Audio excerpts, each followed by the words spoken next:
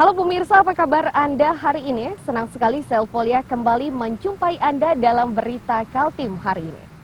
Sejumlah berita penting telah kami siapkan untuk Anda dan berikut 3 berita utama Kaltim hari ini. Duka menyelimuti warga di Kabupaten Berau menyusul kematian bupatinya akibat terpapar virus corona.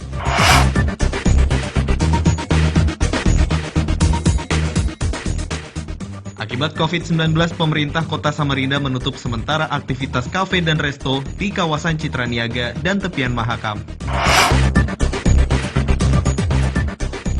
Diduga akibat hubungan arus pendek listrik, sejumlah bangunan rumah tangga di Samarinda Selasa sore ludes dilalap api.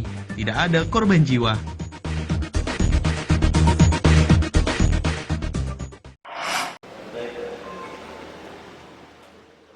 Suasana duka menyelimuti rumah pribadi Wakil Bupati Berau sepanjang Selasa malam, usai mendapat kabar kematian Muharram selaku Bupati. Almarhum meninggal di Rumah Sakit Pertamina Balikpapan Selasa sore setelah sempat mendapat perawatan selama 2 minggu akibat terpapar virus corona. Wakil Bupati yang selama 5 tahun terakhir mendampingi Muharram sebagai Bupati dan bakal jadi lawan politiknya di Pilkada mendatang itu terlihat tak kuasa menahan kesedihan. Bahkan saat menyampaikan kebenaran kabar duka itu, orang nomor 2 di Kabupaten Berau ini tak kuasa menahan tangis hingga tak sanggup melanjutkan pernyataan.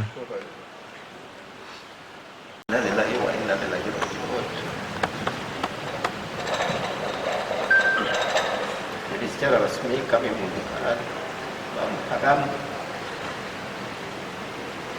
jam 16.45 meninggal dunia di Rumah Sakit Pertamina Balikpapan. Sementara itu, Kepala Dinas Kesehatan yang berada di rumah pribadi Wakil Bupati menyebut, sebelum meninggal almarhum sempat dirawat di ruang ICU rumah sakit dalam kondisi cukup bugar. Hanya saja pada Selasa siang sekitar pukul 2 kondisi Bupati tiba-tiba menurun drastis dan puncaknya sekitar pukul 16:45 waktu Indonesia bagian tengah, Bupati menghembuskan nafas terakhirnya. Perkembangan beliau selama dinyatakan positif, 3 hari kemudian beliau dirawat di ICU, di ICU dengan kondisi yang cukup baik sebetulnya, ya walaupun di ICU karena biar dapat dipantau oleh dokter yang merawatnya dengan lebih teliti. Tetapi hari ini pada jam 2 tiba-tiba beliau memburuk sekali. Mulai tadi pagi sebetulnya beliau ada saturasinya turun sekitar 80% dan kemudian jam 2 siang saturasinya turun menjadi 30%. Untuk diketahui, sebelum dinyatakan terpapar virus corona, Bupati Berau ini sempat kontak dengan Menteri Perikanan dan Kelautan yang juga dinyatakan terpapar virus corona. Pertemuan keduanya terjadi di Pulau Maratua awal September 2020 lalu. Usai pertemuan tersebut, Bupati dinyatakan terpapar dan harus mendapatkan perawatan di rumah sakit hingga akhirnya meninggal dunia. Amir Hamzah, Niko Gusti, melaporkan dari Kabupaten Berau. Sampaikan kepada adik-adik semua bahwa Inilah satu di antara acara kegiatan Bupati Berau sebelum dinyatakan terkonfirmasi positif COVID-19.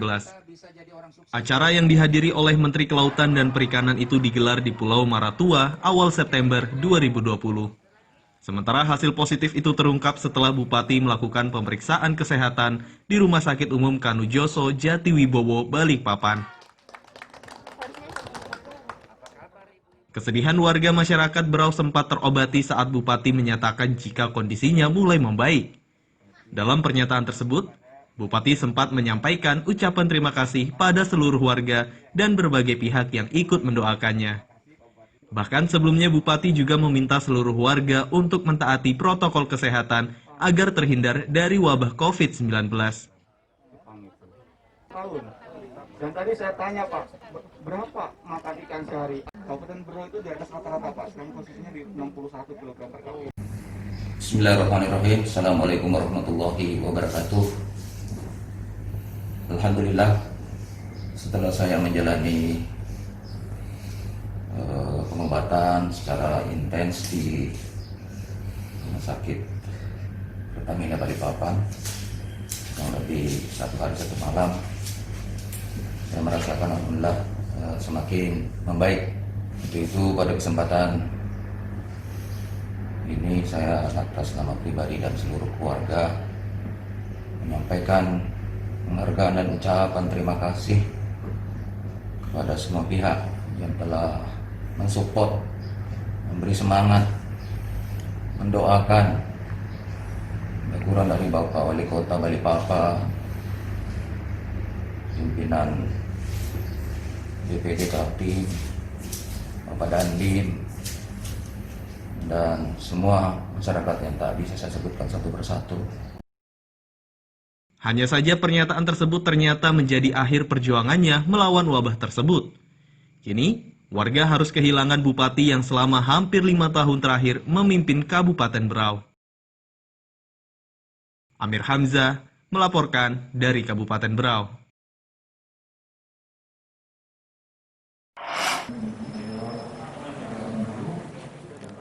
Kotak jenazah yang berada dalam ambulans inilah yang berisi jasad Muharram, Bupati Berau yang meninggal akibat COVID-19.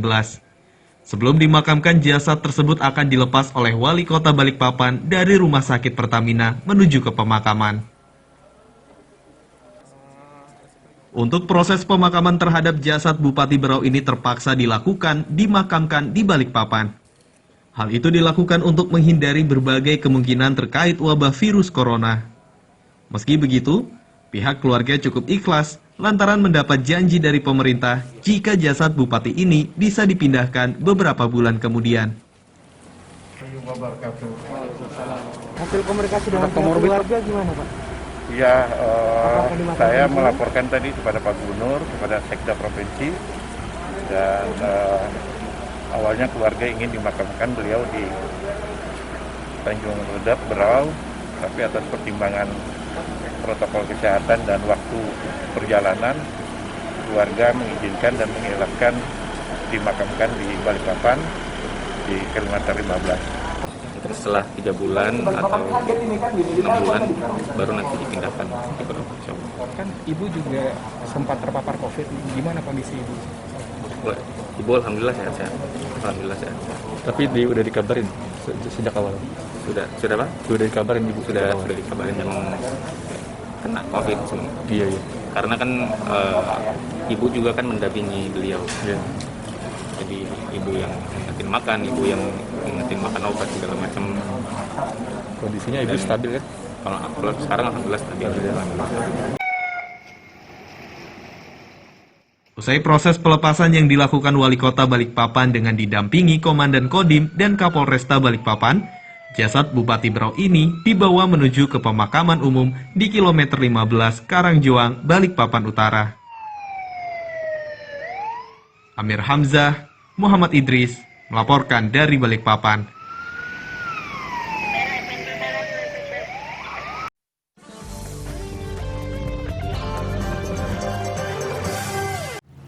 Masih bersama saya Ulfa Aulia, pemirsa, kembali kami sampaikan 3 berita utama Kaltim hari ini. Duka menyelimuti warga di Kabupaten Berau menyusul kematian bupatinya akibat terpapar virus corona.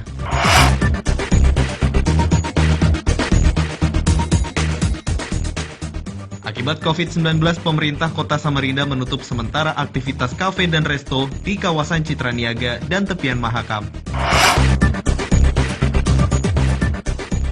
Diduga akibat hubungan arus pendek listrik, sejumlah bangunan rumah tangga di Samarinda Selasa sore ludes dilalap api. Tidak ada korban jiwa.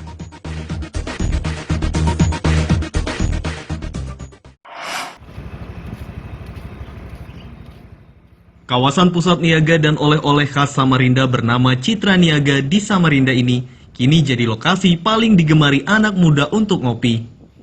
Hanya saja dampak wabah COVID-19 yang terus meluas menyebabkan pemerintah kota harus menutup untuk sementara seluruh aktivitas di kafe dan tempat ngopi. Sesuai rencana, penutupan ini berlangsung 1 pekan terhitung sejak Rabu ini. Penutupan yang tidak terduga ini membuat di antara pengelola kafe kawasan Citra Niaga khawatir. Para pemilik dan pengelola usaha khawatir kebijakan ini akan menyebabkan Citra Niaga kembali ditinggalkan pengunjung. Pasti, karena untuk kembali menarik customer untuk ke Citra itu berat sekali.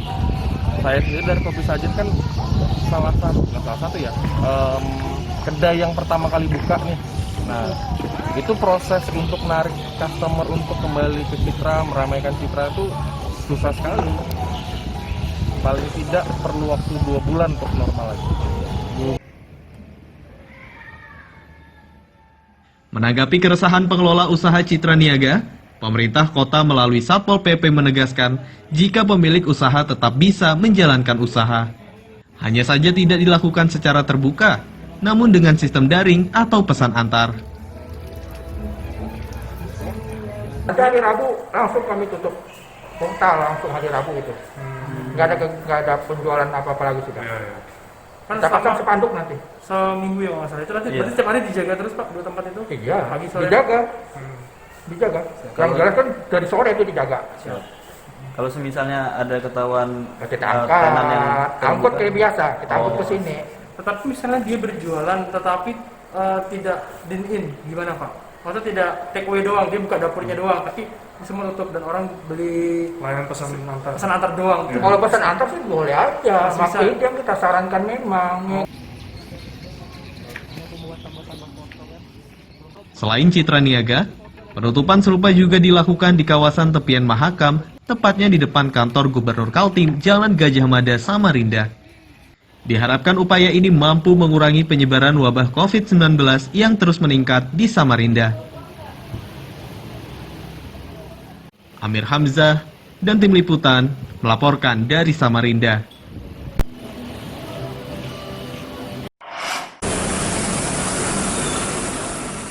Dua unit mobil water cannon milik pasukan Batalion B Brimob Polda Kaltim ini Selasa siang dikerahkan untuk membantu penyemprotan disinfektan di kawasan Samarinda seberang. Upaya yang dilakukan Brimob ini tujuannya untuk membantu warga dalam upaya memutus mata rantai penyebaran COVID-19 di wilayah Samarinda seberang dan sekitarnya. Tidak hanya mobil water cannon, petugas juga mengerahkan alat penyemprot manual untuk penyemprotan di rumah-rumah warga. Untuk penyemprotan secara manual ini, dilakukan anggota Brimob di kawasan padat, termasuk rumah ibadah di daerah Rapak Dalam. Bantuan dengan mengerahkan peralatan lengkap itu cukup melegakan sebagian warga, setelah sebelumnya sempat diliputi ketegangan akibat wabah COVID-19 yang terus meluas. Hanya saja warga berharap penyemprotan ini lebih sering dilakukan agar wabah ini tidak lagi berkembang.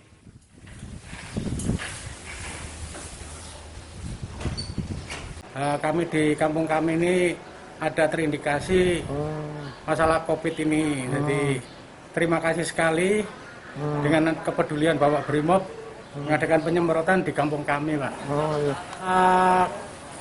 Sekitar 5 RT kan 6-7 RT, Pak.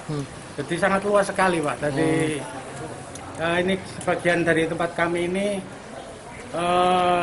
sebagian aja mungkin di tempat RT sebelah mungkin perlu juga diadakan penyemprotan di sana, Pak. Jadi untuk mencegah jangan sampai menyebar ke kampung kami gitu, Pak. Sementara itu bagi Brimob, pengerahan personil untuk penyemprotan disinfektan itu diharapkan mampu menurunkan ketegangan warga. Petugas juga berharap warga lebih disiplin menerapkan protokol kesehatan agar wabah ini tidak makin meluas. Amir Hamzah dan tim liputan melaporkan dari Samarinda.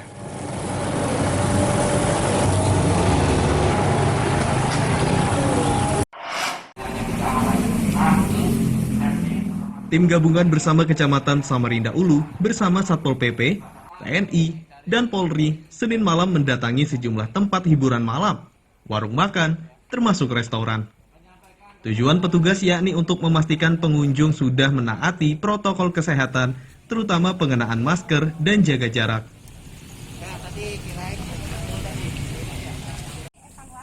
Sepanjang razia yang dilakukan, petugas mendapati kesadaran pengunjung untuk mengenakan masker sudah cukup tinggi, dan hanya beberapa warga yang masih belum sadar. Meski begitu, petugas terpaksa harus lebih tegas untuk menyadarkan warga, terutama jaga jarak. Pasalnya sepanjang razia dilakukan, tingkat kesadaran untuk jaga jarak masih rendah. Kami dapat menjaring 5 orang tadi pemuda yang tidak memakai masker. Kalau yang lain-lainnya sudah semua memakai masker. Nah, yang menjadi kendala cuma jarak.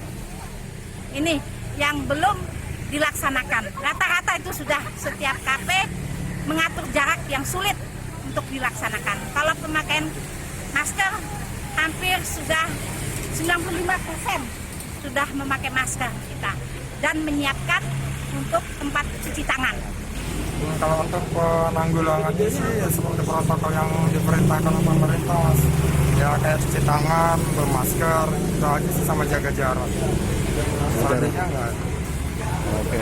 Tapi sudah tahu kan jam 10 ini sudah tutup ini? Nah, kalau untuk itu belum ada surat edarannya, Mas, dari kamu terima. Belum ada terima ya? Belum ada terima.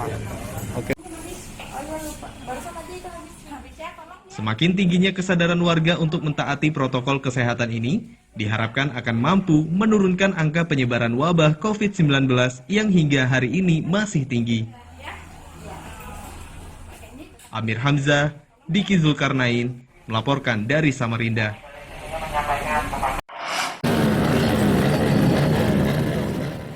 Ratusan rider di Kutai Timur ini mengawali kegiatan bakti sosial dan latihan bersama dari folder Ilham Maulana Sangatta. Kegiatan yang dipelopori Polres Kutai Timur itu, selain untuk meningkatkan kemampuan setiap rider, juga untuk memberikan edukasi pada warga terkait wabah COVID-19. Pola edukasi yang dilakukan para rider ini yakni dengan membagikan 2.000 lembar masker pada pengguna kendaraan roda 4 dan roda 2 serta pejalan kaki atau warga yang tengah berada di permukiman.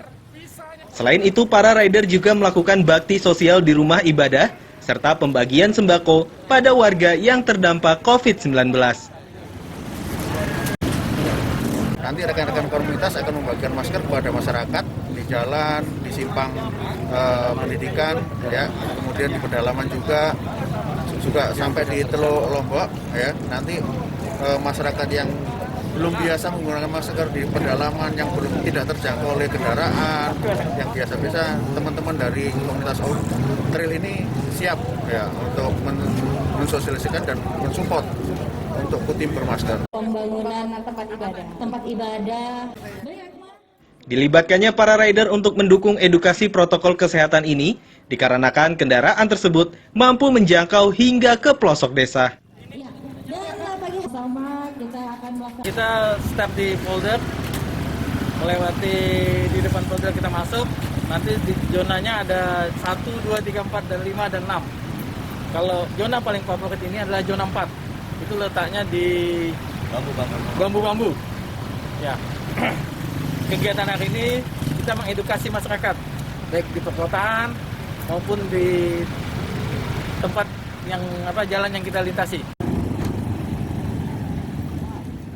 Sebelum kegiatan dilakukan, para rider yang terlibat terlebih dahulu harus menjalani pemeriksaan kesehatan. Hal itu dilakukan untuk memastikan para rider ini bebas dari wabah COVID-19. Amir Hamzah dan tim liputan melaporkan dari Kutai Timur. Mencuci tangan. Yang ketiga ada.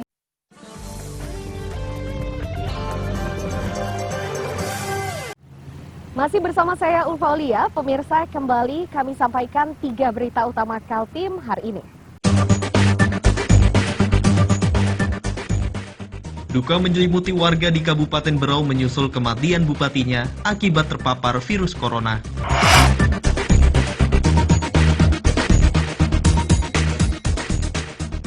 Akibat COVID-19, pemerintah Kota Samarinda menutup sementara aktivitas kafe dan resto di kawasan Citra Niaga dan tepian Mahakam. Diduga akibat hubungan arus pendek listrik, sejumlah bangunan rumah tangga di Samarinda Selasa sore ludes dilalap api. Tidak ada korban jiwa.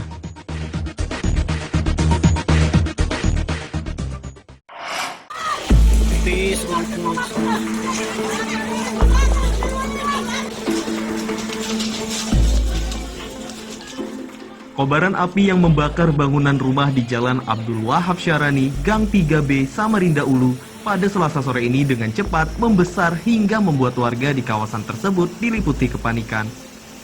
Untuk memadamkan kobaran, sejumlah petugas dan relawan dikerahkan ke lokasi kejadian. Hanya saja upaya tersebut sempat tersendat lantaran petugas kesulitan mendapatkan sumber air. Meski sempat menemui kendala, namun petugas akhirnya berhasil memadamkan kobaran 1 jam kemudian. Hanya saja akibat musibah ini 4 bangunan rumah tunggal dan 1 rumah bangsal gagal diselamatkan. Lewat ya sampai malam 3 tadi. Cuma kendalanya kita di sini akses air karena jalannya cukup kecil. Unit tangki yang besar agak kesulitan. Jadi unit tangki yang bisa masuk yang 2 kubik sama unit komando mesin portable. Ya itu, jadi sampai sekarang kita kesulitan air ini karena daerahnya juga agak di pinggir gunung, kendala kita air. Ini diperkirakan rumah warga yang habis ada rumah tunggal 3, dampak ada gerak ada 2 mungkin, ada bangsalan juga mungkin ya. Saya kan sudah terbakar api, baru saya datang dipanggil istri saya di telepon, rumah kebakaran. Waktu itu belum sampai di rumah kita, masih 1, cuman datang balakar. Mereka juga sudah upaya balakar ini, mungkin tidak ketemu air atau bagaimana, akhirnya keburu api menyeberang ke rumah yang di sebelah saya, dari rumah bangsal ke rumah 1 lagi, baru ke rumah saya langsung sampai ke belakang. Air yang jadi kendala.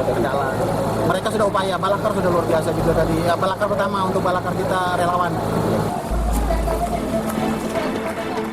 Tidak ada korban jiwa dari musibah tersebut. Meski begitu, kerugian materi diperkirakan mencapai ratusan juta rupiah. Dugaan sementara penyebab kebakaran akibat hubungan pendek arus listrik. Amir Hamzah, Diki Zulkarnain melaporkan dari Samarinda.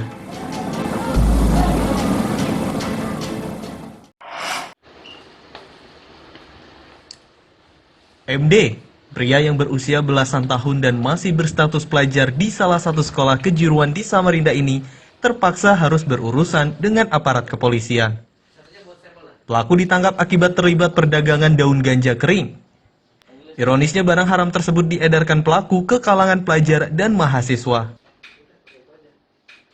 Bersama pelaku, polisi menyita barang bukti berupa 2 paket daun ganja dengan berat 12,73 gram, serta telepon genggam yang dijadikan sarana untuk bertransaksi.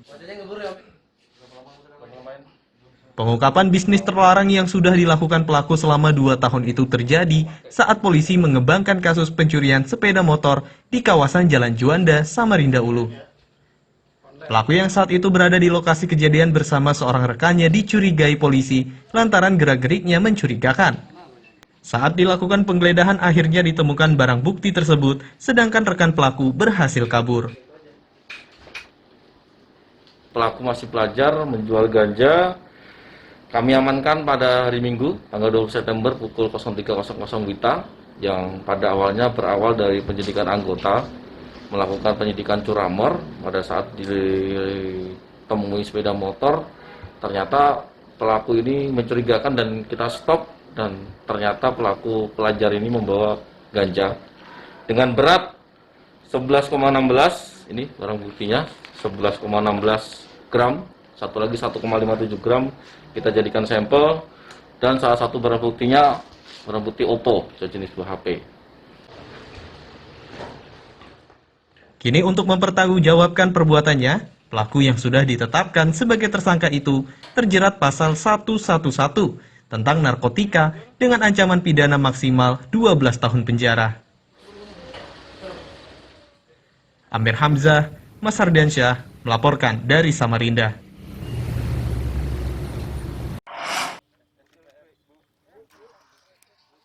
Di tengah ancaman wabah COVID-19 yang terus meluas, Kementerian Lingkungan Hidup dan Kehutanan atau LHK berupaya membantu memulihkan perekonomian anggota kelompok tani yang tinggal di kawasan pesisir. Satu di antara program yang kini dijalankan yakni penanaman 1.000 hektar mangrove yang disebar di 2 provinsi, yakni Kalimantan Timur seluas 600 hektar dan Kalimantan Utara seluas 400 hektar. Nantinya setiap anggota kelompok tani yang tergabung di Balai Pengelolaan Daerah Aliran Sungai dan Hutan Lindung Mahakam Berau dan ikut menanam mangrove akan diberikan biaya penanaman atau upah kerja dari Kementerian Kehutanan dengan nominal maksimal Rp26 juta per hektarnya. Dari jumlah tersebut petani harus menyiapkan bahan dan bibit yang akan ditanam. Nanti sekeliling tambak ini akan dipenuhi tanaman mangrove. Dan kita tahu sebenarnya mangrove itu daerah nestingnya udang, kepiting, dan lain-lain gitu ya. Apa istilahnya nesting ground ya.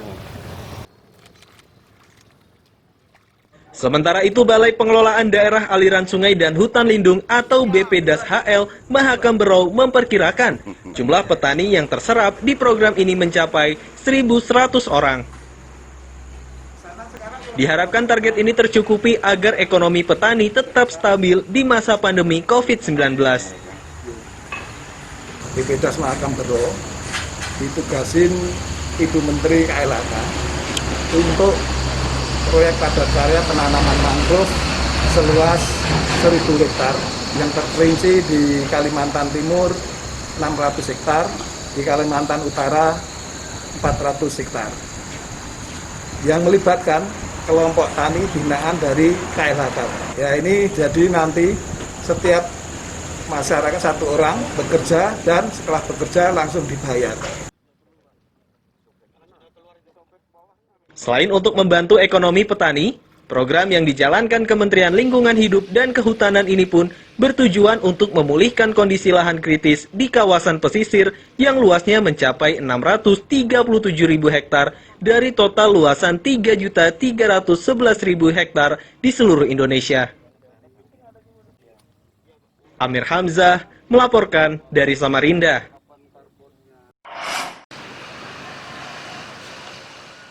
Badan Kesatuan Bangsa dan Politik atau Badan Kesbangpol Kabupaten Berau mengaku jumlah organisasi kemasyarakatan atau ormas ini kian meningkat jelang pelaksanaan pemilihan kepala daerah. Bahkan sejak bulan Juli hingga September 2020 ini, tercatat sudah hampir 30 ormas yang mendaftarkan diri guna mendapatkan legalitas dari pemerintah. Dari berbagai organisasi yang bermunculan ini, Kesbangpol mencatat jenis organisasinya berupa sosial, pendidikan, dan keagamaan. Organisasi-organisasi tersebut berasal dari kawasan Tanjung Redep, Sambaliung, Gunung Tabur, dan Teluk Bayur. Meski banyak bermunculan, namun Kesbangpol memastikan keberadaan organisasi baru ini tidak menimbulkan persoalan.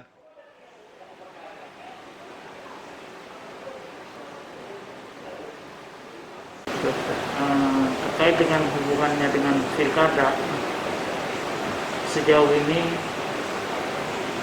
organisasi-organisasi yang ada di Kabupaten Berau kami anggap suasananya masih belum ada yang memperlihatkan atau menampakkan gejala-gejala yang sifatnya untuk mengganggu stabilitas kondisi keamanan di Kabupaten Berau yang berhubungan dengan pilkada. Untuk ormas sendiri banyak bermunculan kan nih Pak jelang pilkada Pak? Memang ada beberapa ormas yang akhir-akhir ini yang mengurus legalitasnya. Pemerintah berharap situasi aman di wilayah Berau ini terus terjaga hingga pelaksanaan pilkada serentak yang digelar 9 Desember selesai dikerjakan. Nantinya pemerintah akan memberikan pembinaan ke masing-masing ormas guna agar keberadaannya ikut mendukung program pembangunan yang dicanangkan pemerintah. Amir Hamzah, Niko Gusti, melaporkan dari Kabupaten Berau.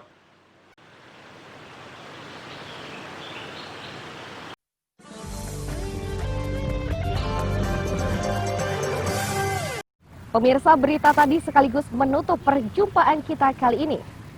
Akhirnya Selvolia beserta tim redaksi yang bertugas mengucapkan selamat pagi, selamat beraktivitas. Sampai jumpa.